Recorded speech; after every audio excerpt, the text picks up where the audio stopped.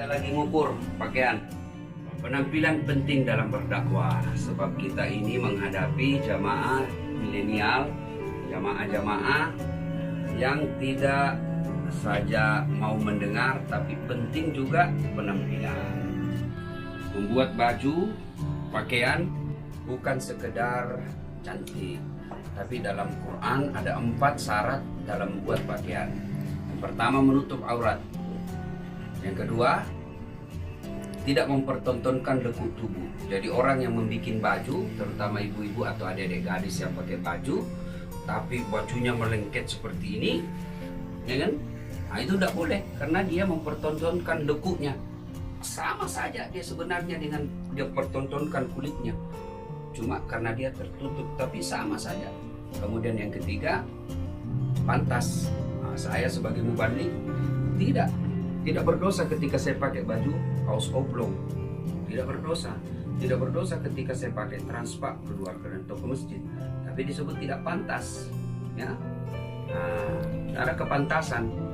Jadi boleh saya keluar tidak pakai kopiah, boleh.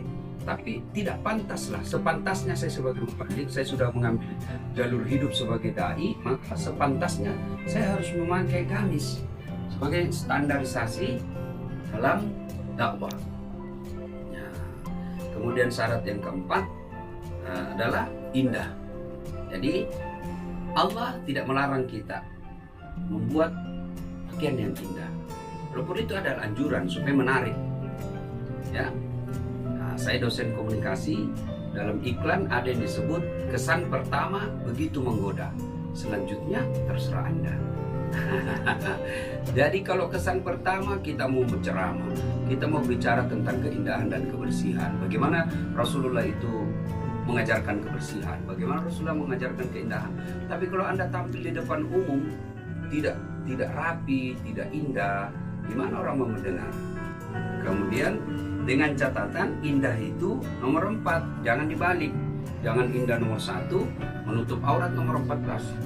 Nah, ini supaya dia tidak mengganggu, nah kita pakai. Oke bos. Mantap. Terbalik. Oh, kemana? Nah, masuk. Ya, silakan masuk. Nah, jadi ini namanya Pak Andi Rukman.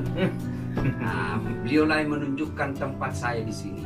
Jadi dalam berpakaian itu tidak sekedar membuat pakaian, tapi ada syarat-syarat tertentu yang harus kita penuhi.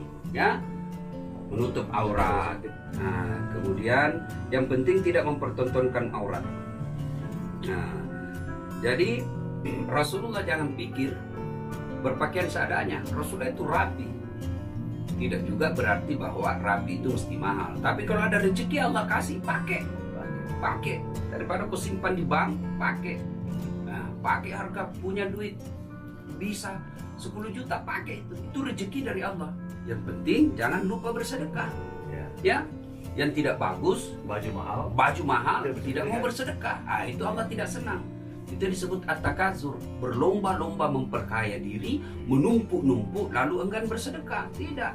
Kalau Allah kasih rezeki Allah, pakai itu.